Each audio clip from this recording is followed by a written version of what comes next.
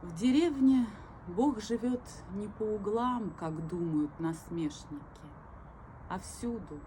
Он освещает кровлю и посуду и честно делит двери пополам. В деревне он в избытке.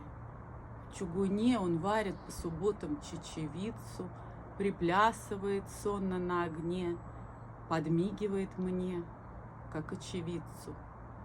Он изгороди ставит, выдает девицу за лесничего и в шутку устраивает вечный недолет объездчику, стреляющему в утку. Возможность же все это наблюдать, к осеннему прислушиваясь свисту, единственная, в общем, благодать, доступная в деревне атеисту. Иосиф Бродский.